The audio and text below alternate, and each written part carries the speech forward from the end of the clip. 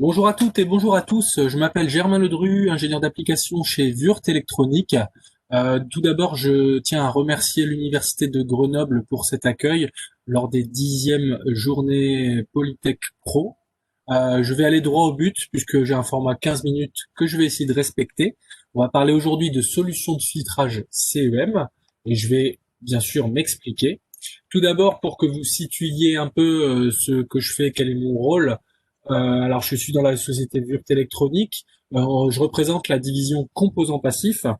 Composants passifs qui sont utiles au développement, à l'utilisation d'alimentation à découpage, au fonctionnement d'alimentation à découpage, et également à ce qu'on appelle la compatibilité électromagnétique. Ce sont des composants qui vont permettre à vos appareils de protéger ou de se protéger de l'environnement contre les phénomènes électromagnétiques. Donc, je vais y venir en détail.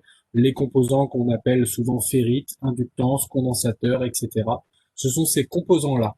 Alors pourquoi on s'adresse à vous, étudiants? Tout d'abord parce que vous, étudiants ingénieurs, vous êtes les développeurs de demain, les ingénieurs de demain, et puisque justement, pour nos développeurs, nous avons des services qui sont particulièrement adaptés, avec la possibilité de faire de l'échantillonnage, pour faire du prototype très rapidement, du déconditionnement et de la remise en bobine pour pouvoir faire vos pré-séries directement avec vos machines. On a du support technique, c'est ce que je fais, c'est mon rôle, avec les ingénieurs d'application, mais également avec les commerciaux, que vous pouvez contacter directement. Et on réalise du coup des webinaires. Je vous donnerai le lien tout à l'heure si vous voulez aller plus loin que sur un format 15 minutes. On réalise des webinaires techniques sur la CEM, sur les aliments à découpage, etc.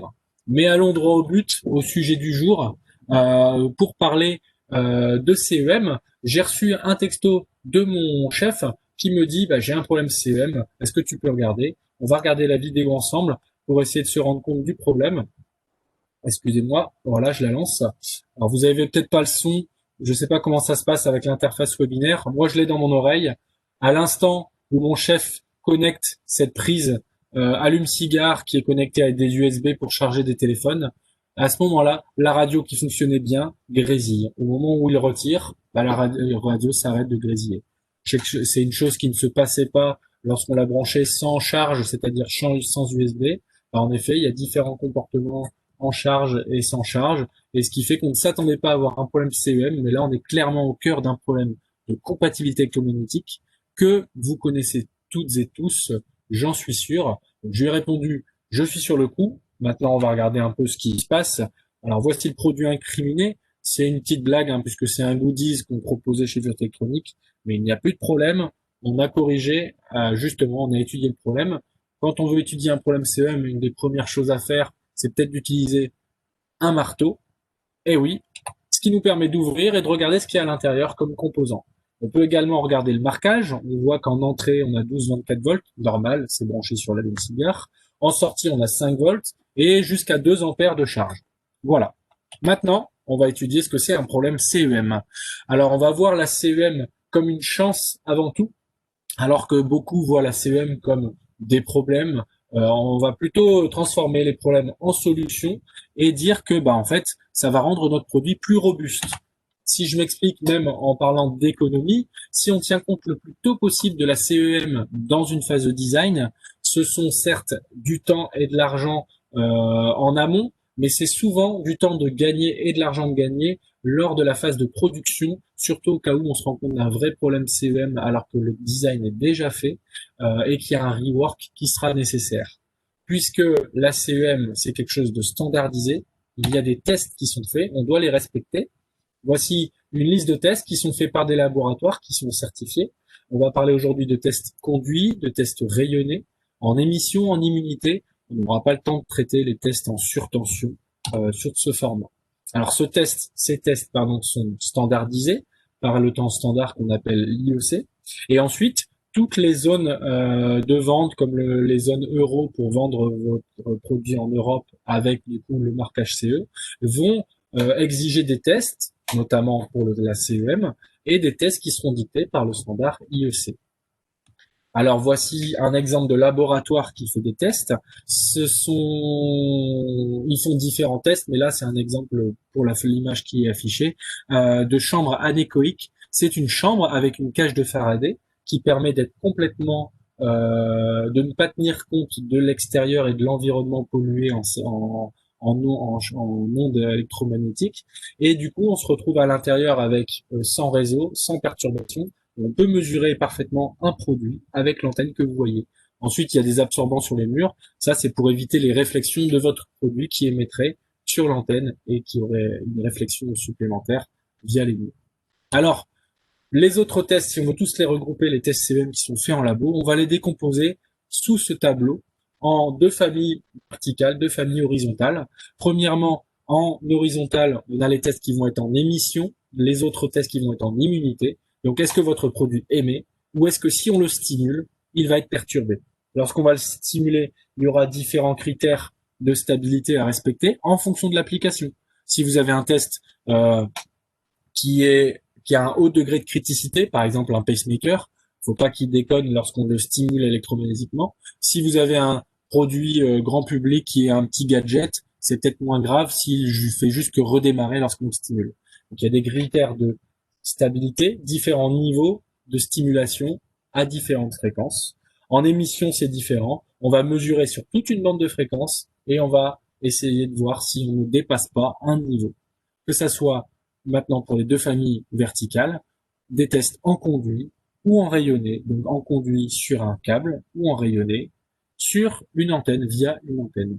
Alors on va prendre l'exemple d'un test en conduit. Je prends un test et comme je le disais tout à l'heure, ce test va être standardisé pour qu'il soit le plus reproductible possible. Pour que si le test soit fait à Grenoble, à Paris, à Lyon, à Avignon, en Bretagne ou à Shanghai, eh ben, le test donne le même résultat. Donc, vous avez votre appareil sous test, le device under test, le DUT, qui est à droite, qui est posé sur une table, qui sera toujours à la même hauteur, toujours sur un plan de masse, et toujours alimenté via un réseau stabilisateur d'impédance de ligne. C'est ce qu'on appelle le RSIL ou en anglais listener, ça veut dire la même chose. C'est un appareil qui permet d'alimenter votre device under test, tout en ayant la possibilité de mesurer sur toute une gamme de fréquences en conduit, bien sûr, là on parle de conduit, et avec une impédance qui soit stable, c'est-à-dire 50 ohms sur toute la bande de fréquence pour avoir la mesure en amplitude qui soit la même sur toute la bande de fréquence. Alors ça, c'est le test qui est fait en laboratoire. Si vous voulez faire un petit peu de pré-qualif et vous amuser dans votre laboratoire, vous pouvez faire votre petit listener maison, c'est la petite boîte métallique que vous avez ici, sortir avec un câble coax vers un analyseur de spectre ou alors un oscilloscope qui a une fonction FFT pour grossièrement visualiser à quelle fréquence votre appareil va faire du bruit. Et là, on retrouve mon petit allume-cigare que j'ai branché, que je teste en alimentant sur du 12 volts et avec une charge derrière qui est mon téléphone. J'ai dit tout à l'heure que c'était une allime à découpage. En effet, c'est une allime à découpage. Donc, c'est comme ça que ça va générer du bruit. C'est-à-dire qu'une allime à découpage, ce sont des alimentations qui sont globalement utilisées maintenant en électronique parce qu'elles permettent d'avoir des hauts rendements. Par contre, elles découpent. Et qui dit découpage dit bruit. Pourquoi? Eh ben, faut se rappeler de l'école, et je sais que vous en êtes proche, peut-être un peu plus que moi, faut se rappeler du bon vieux Fourier avec sa fameuse citation « Tout signal périodique est décomposable en somme de signaux sinusoïdaux ». Alors, c'est-à-dire que si j'ai un signal carré, je vais pouvoir le décomposer si je regarde en fréquentiel, et là, on va justement faire des mesures en fréquence. J'aurai comme résultat un fondamental, la fréquence, par exemple, de découpage, et les harmoniques, toutes les fréquences en plus hautes qui vont être mesurées lorsqu'on va mesurer un spectre en fréquence. Alors, ce qui veut dire que dès que j'aurai une allime à découpage, j'aurai des DVDT, des DIDT, des découpages de tension, de courant en fonction du temps, et je vais forcément retrouver du coup, lorsque je fais une mesure fréquentielle, la fréquence de découpage et des harmoniques, puisque là on a un signal carré, et du coup on aura les différents multiples d'harmoniques derrière. Voilà comment est généré le bruit sur une allime à découpage. On n'a pas le choix. Il peut y avoir d'autres bruits qui viennent. Hein. On peut aussi avoir des lignes qui font antenne et qui font que du coup on va avoir un bruit qui se propagera dans votre appareil. N'empêche que tous ces bruits cumulés vont être mélangés. Et si on veut essayer de les filtrer, il va falloir savoir comment est-ce qu'ils se propagent dans votre appareil. Et il y a différents modes de propagation du bruit. Il y a ce qu'on appelle le mode différentiel, c'est le bruit qui circule dans une ligne et qui revient par la deuxième ligne, par exemple le plus et le moins, le même sens que votre signal, que votre alimentation, le sens, on va dire, le plus conventionnel du courant, celui qu'on imagine le plus facilement. Mais il y a également le bruit en mode commun, qui est un bruit qui circule dans les deux conducteurs dans le même sens. Après, vous connaissez l'électronique, le courant doit circuler via une boucle. Et ben, ce bruit en mode commun va quand même trouver une boucle toujours pour boucler, pour reboucler de l'autre côté. Bah, c'est notamment la cape à parasite qui aura entre votre appareil et la Terre.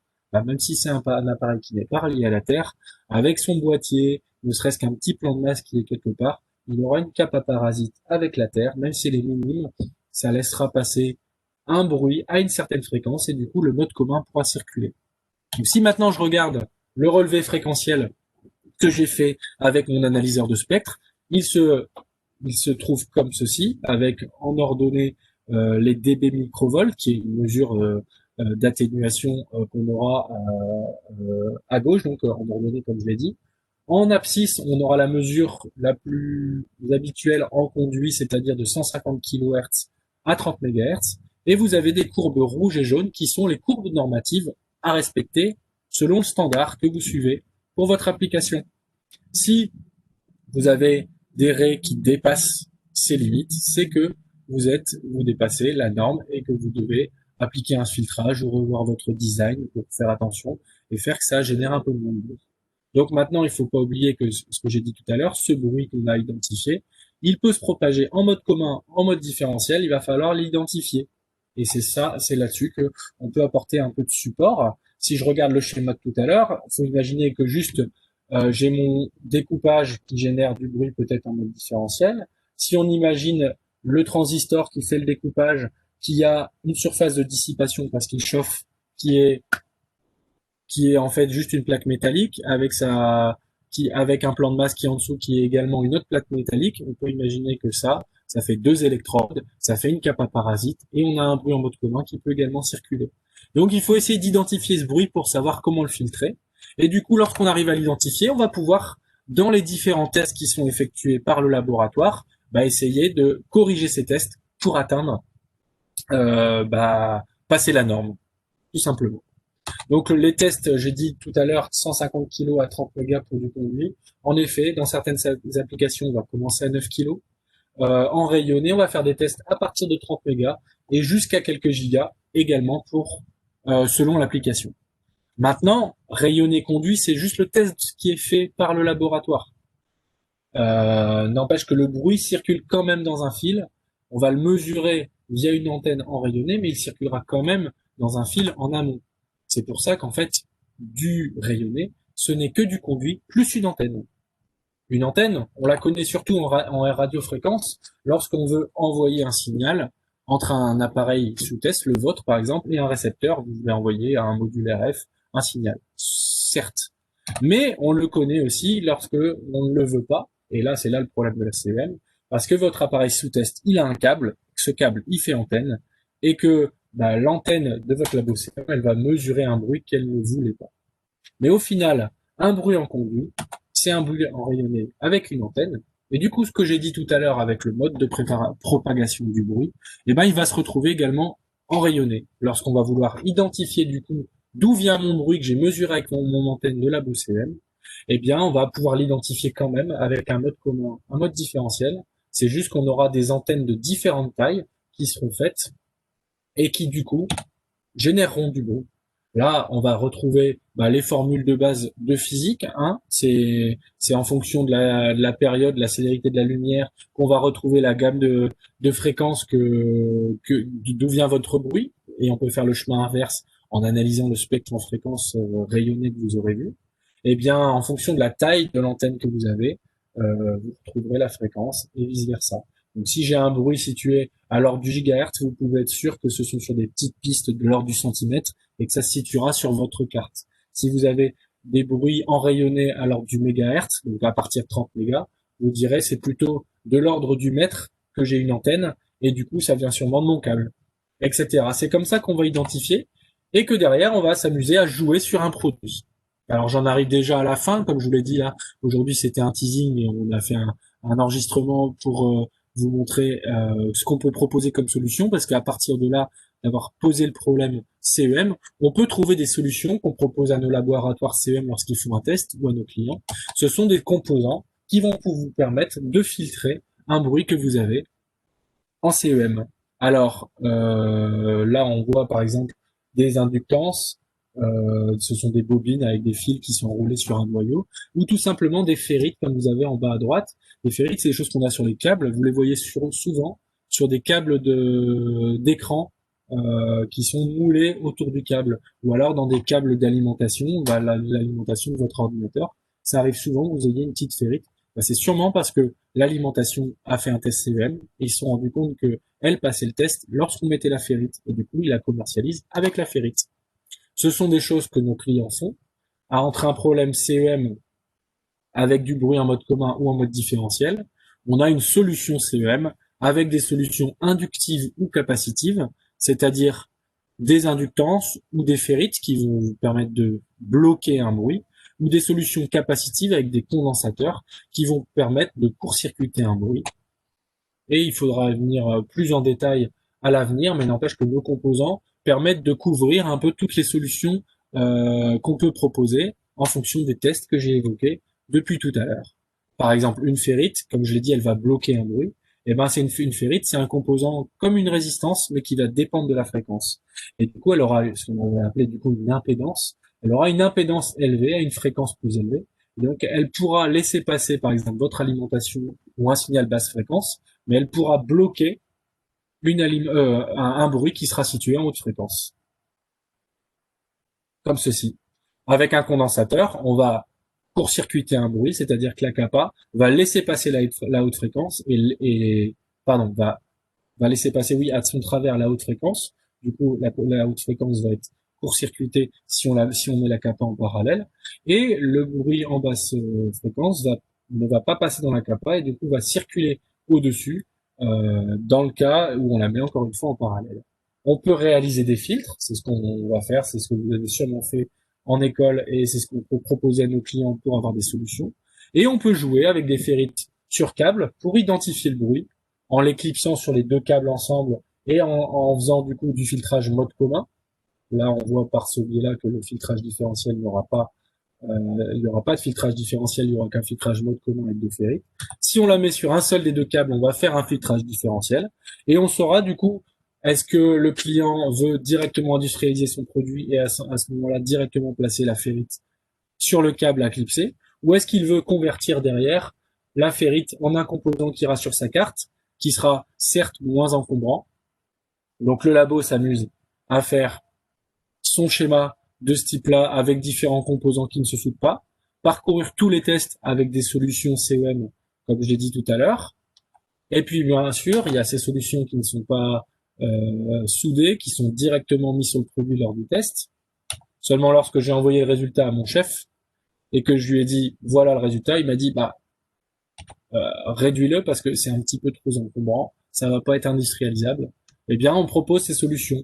Si c'est pas industrialisable pour le client, des fois ça leur convient dans leur application parce qu'ils ont un gros produit qui est déjà encombrant, que la ferrite sera cachée dans un boîtier, pas de problème. Lorsqu'ils veulent trouver une solution moins encombrante, on en a sur carte. Bien sûr, il faudra revoir le design puisqu'il faudra revoir le routage de la carte. Ainsi, une ferrite sur câble que vous voyez ici peut être remplacée, si elle a été mise sur les deux câbles, par une celle de mode commun. Et on a le moyen, par nos outils en ligne que je vais vous présenter en fin de présentation, le moyen d'avoir la concordance. Si la ferrite était mise sur un seul fil, on a une solution de ferrite sur carte également. Et même, on a des petits PCB pour faire la solution intermédiaire avant de revoir le routage éventuellement. Voilà, j'en ai terminé. Pour finir, juste, je vous rappelle là où nous pouvons vous aider. Si on parle de CEM, j'ai présenté différents tests, ça me permet de faire le bilan. Des tests en conduit, où on a différentes solutions avec différents matériaux pour appliquer des atténuations à différentes fréquences.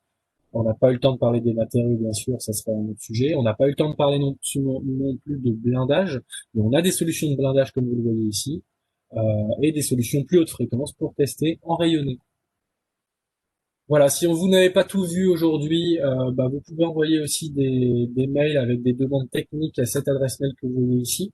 Et pour aller plus loin, on a les replays qui sont disponibles en ligne sur la page Webinaire France. Et du coup, vous avez des sessions qui durent plutôt 45 minutes sur la CEM. On a également notre outil en ligne qui permet de comparer les composants et les courbes que j'ai montrées juste à l'instant. Vous pouvez sélectionner nos composants.